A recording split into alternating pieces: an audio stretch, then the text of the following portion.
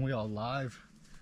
So some of you might recognise me from my Instagram channel, follow my adventures for the past 2 years, and others will recognise me from Channel 4's first season of Alone UK. Today I'm going to show you the 10 survival items that I brought with me. So the first thing on my list would have been my axe. I mean, I've got a couple at home, but I thought because I'm going on TV, I need a nice shiny new one.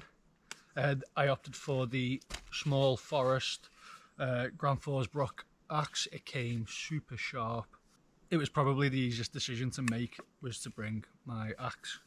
Now, to accompany my axe, I opted for a Silky 650 katana saw. Now this thing was brilliant. I was going to go for a smaller size, but I thought I'd rather have all of this and not need it than, you know, be stuck with a small saw. I need it. So this was the 650, and this was pretty standard, apart from what I did before I took it out was, I don't know if you can see that, but I sharpened the back of the blade, and that was primarily so I could scrape bark. So that was number 2 in my list. Third on my list was, most importantly, what I was going to sleep in. Obviously we were going into winter as we were dropped, so I opted for a down. I know a lot of people prefer synthetic over down, but I did opt for a down. The Surfyard Raven comes with a lovely little fluffy hood to keep the cold off your face. And the reason I picked this design was because of how many zips it's got. So you can zip the bottom out to get your legs out. If you're a bit hot, you could take your legs out. Because I hate that feeling of like being trapped. I hate sleeping in sleeping bags.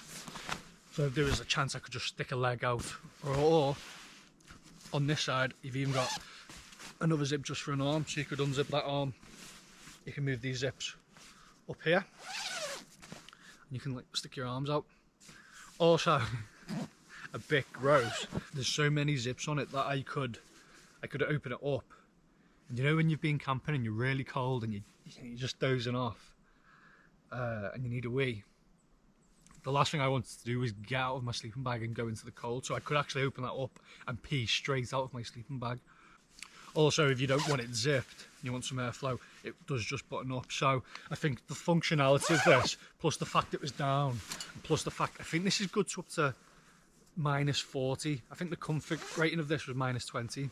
It was nice and broad as well, so I didn't feel like really trapped when I was sleeping. But yeah, this was item 3 on my list. Item 4. Another item which I just thought was essential is something to cook and boil water in. I opted for, I think this was the maximum size we were allowed. I'm unsure of the size, I might put it in the description.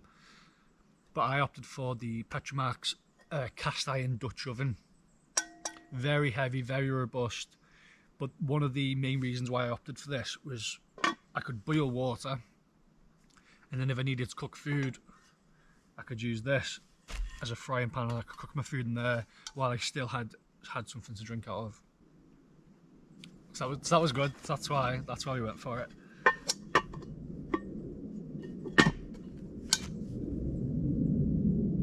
Fucking aeroplanes. See, that's the thing with England. Even though you think you're alone and you're in the woods, you're never alone. Item.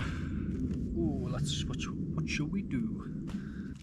Okay, we'll do our fishing equipment. So this is the exact same line that I took out.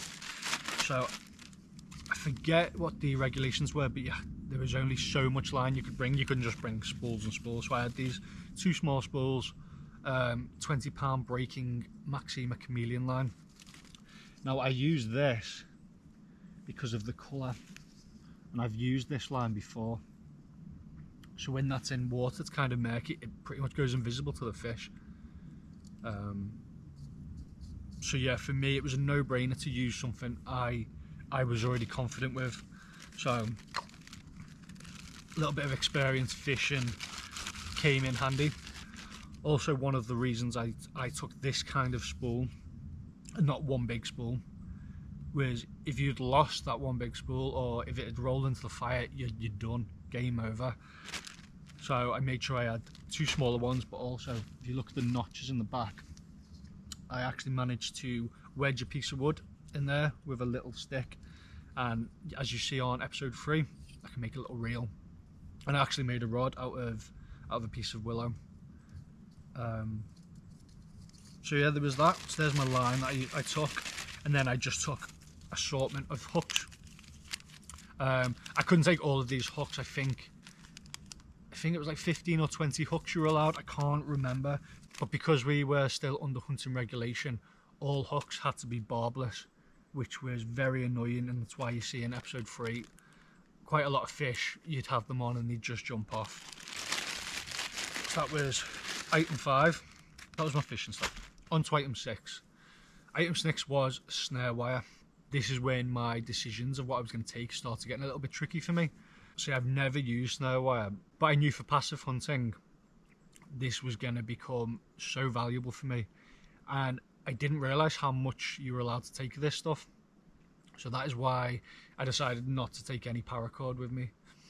I realised I could build with this stuff, which kind of led me on to option 7.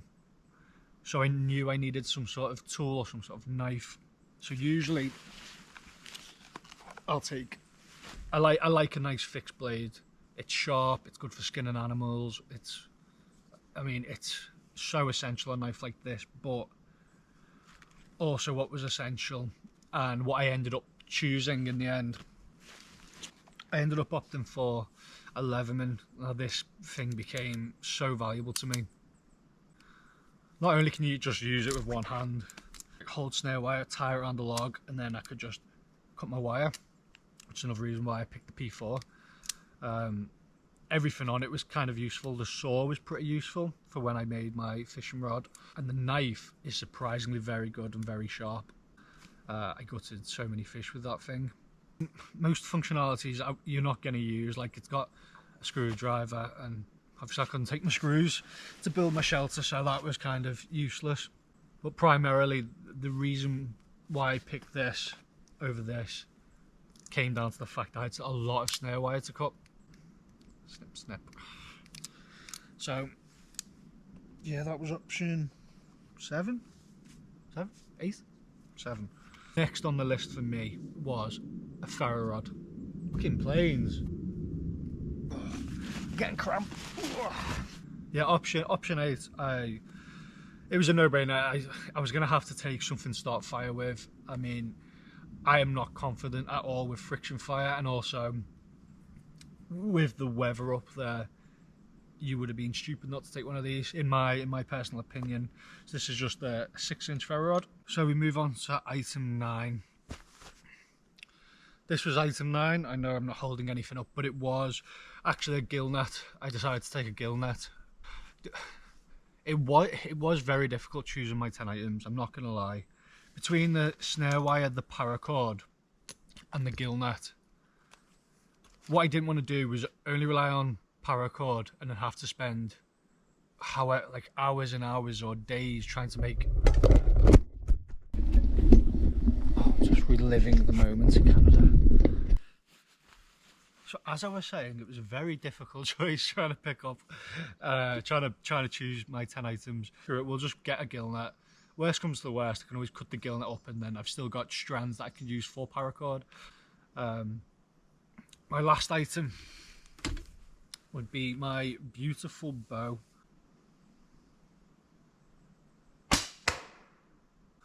So this is actually a hybrid bow between a recurve and a longbow.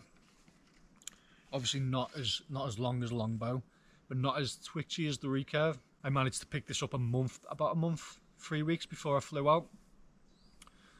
So this is a 48, at my draw length, this was a 48-pound bow. And there was two types of heads I took. I think I was allowed 9 arrows, and there was 2 types of head that I could take with me, which were these 2. Yeah, so all in all, I was fairly happy with the choices I made. If I'd make any differences, I probably would have swapped the gill net out for either paracord or a block of salt. The taste, oh my god, I miss salt so much.